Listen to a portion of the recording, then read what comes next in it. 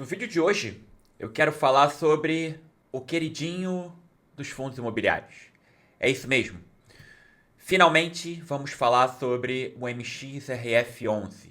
Disparado o fundo mais popular da nossa bolsa. O fundo já passou aí a barreira de 1 milhão de cotistas.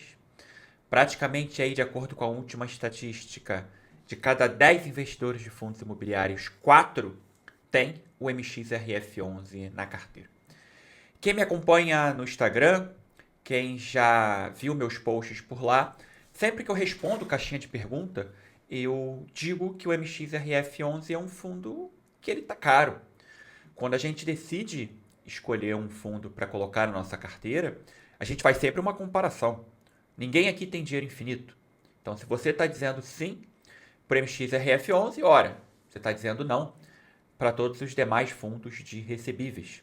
E na minha visão, tem nomes muito melhores, tanto em relação a risco quanto em relação ao retorno, quando a gente compara com o MXRF11. Essa foi a regra. Só que nas últimas semanas, algo muito atípico vem acontecendo. O MXRF11, que é um fundo que historicamente sempre negociou com um ágio em relação ao seu valor patrimonial, nas últimas semanas ele vem negociando com um desconto, e um desconto até que relevante em relação ao VP. Estou utilizando aqui o Status Invest. Percebam que no momento que eu gravo esse vídeo, o MXRF11 ele negocia com um desconto de 4% em relação ao VP, com PVP de 0,96. Isso há 2, 3 meses atrás era impensável.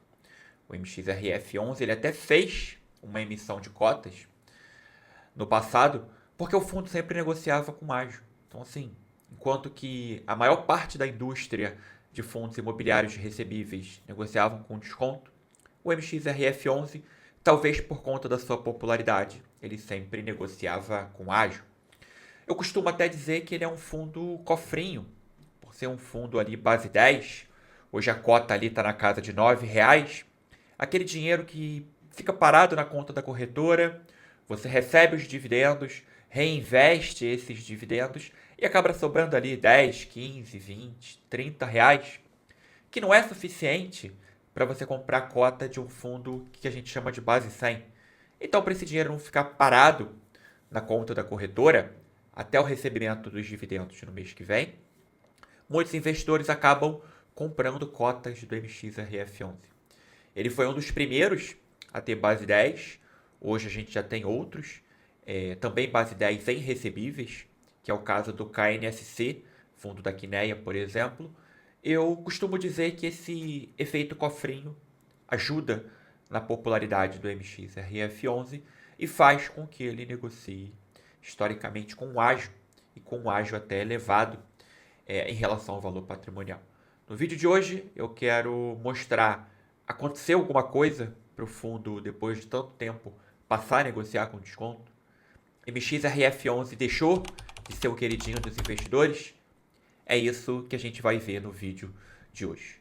Antes de começar, se você ainda não é inscrito, eu te convido, se inscreva no canal, já deixa seu like, curte, compartilha com seus amigos. Isso é super importante para a gente poder alcançar aí um número cada vez maior de investidores. Vou deixar aqui em cima também o meu Instagram. Se você ainda não me segue lá, eu compartilho diariamente conteúdos sobre fundos imobiliários e tenho certeza que vai te ajudar a ser um investidor cada vez melhor. Vamos lá? Vamos ver se o MXRF11 continua saudável, continua sendo um bom fundo. Antes de entrar na análise em si, eu gosto sempre de trazer essa curiosidade, porque é algo que eu venho monitorando.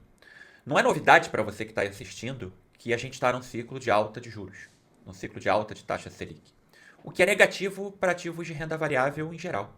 Ações, fundos imobiliários, todos acabam sofrendo aí. Então, eu estou monitorando porque tem vários desses fundos imobiliários que estão perdendo cotistas. Ou seja, a quantidade de cotistas do fundo, de pessoas que investem no fundo, cada mês está diminuindo. E no MXRF11 acaba que não está acontecendo isso. No relatório aqui de setembro de 2024, o fundo tinha 1.205.503 cotistas. No relatório de outubro, ele tem 1.220.000. Ou seja, em um mês, o fundo ganhou aí quase 15 mil novos investidores de fundos imobiliários. Então, o MXRF11 está aí no caminho contrário. Enquanto muitos fundos estão sofrendo, tem investidores aí aproveitando essa queda para se tornar cotista do MXRF11. Esse indicador não é um indicador de qualidade do fundo em si, mas mostra a popularidade e é sempre importante a gente saber. Partindo agora para o relatório gerencial em si, vamos ver como é que anda o MXRF11. O fundo vem distribuindo aí 9 centavos por cota, com uma cota de R$ 9,00. Está distribuindo aí quase 1,1% ao mês, isento de imposto de renda. O MXRF11 é um fundo super antigo, isso também explica a popularidade dele. O fundo aí que fez seu IPO lá em 2012, abril de 2012, o fundo já tem aí mais de 12 anos. Gestão da XP, administrador BTG e uma taxa de administração muito em linha com a média de 0,9%. Aqui, padrão, todo gestor começa falando sobre o cenário macroeconômico. O gestor do MXRF11 se orgulha muito, então ele sempre coloca aqui que é o fundo mais popular e que vem crescendo em número de cotistas. E o fundo, aqui já é a primeira particularidade dele, ele não investe só em CRIs.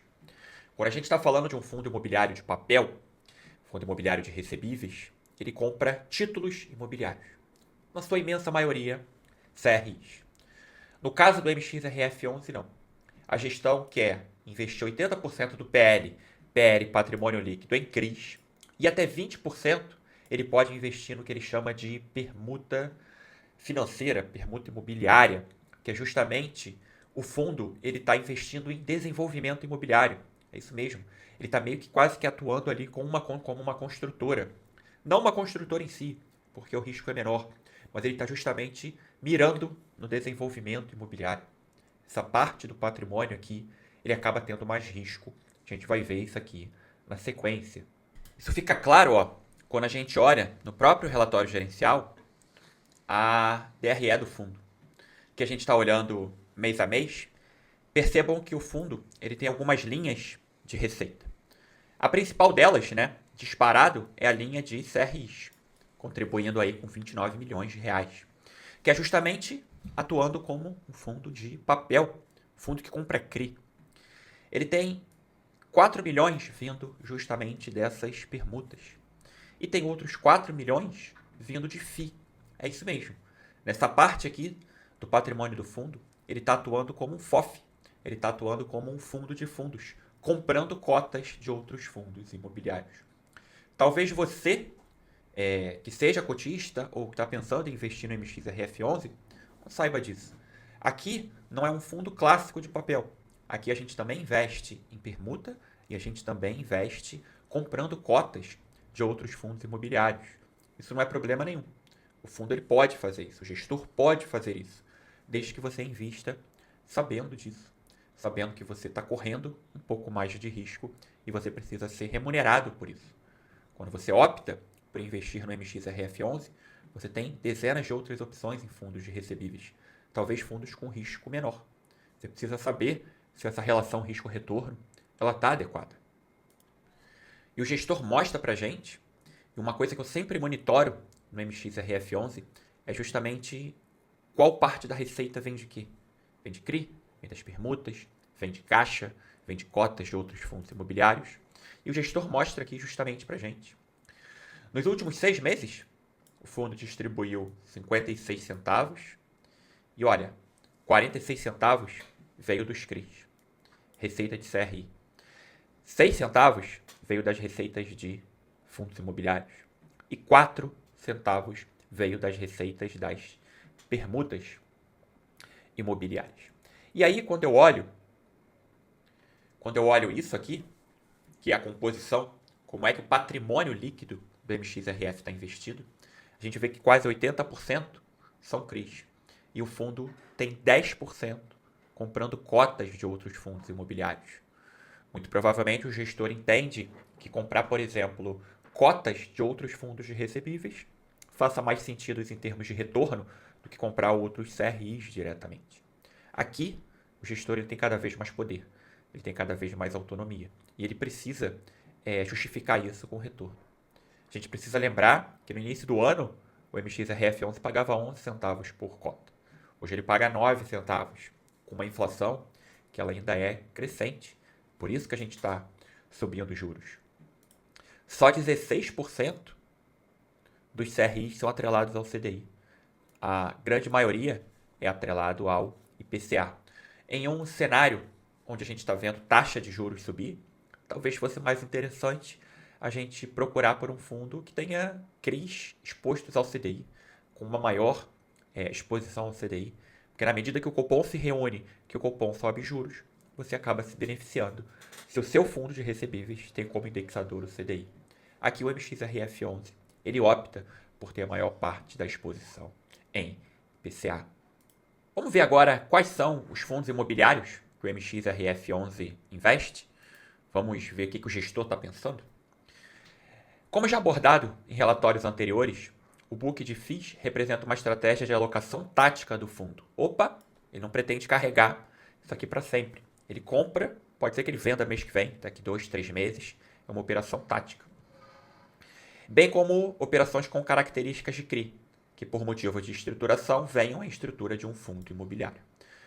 417 milhões está investido aqui, como o MXRF11 é um fundo da casa de bilhão, mesmo uma exposição pequena já dá 417 milhões, que é maior do que o patrimônio de muito fundo imobiliário listado em bolsa. Quase 100 milhões está investido nesse LP11, que não é um fundo de varejo, não é um fundo de pessoa física, mas ele tem, por exemplo, HGRU, ele tem esse fundo imobiliário Unidades Autônomas, que ele também não tem foco em pessoa física. Tem o GARI, fundo de renda urbana aí que tem ficado cada vez mais popular. Tem o Maná, Game 11, outros fundos de recebíveis. Então, o gestor já conversa com a gente e diz, olha, estou fazendo uma alocação tática.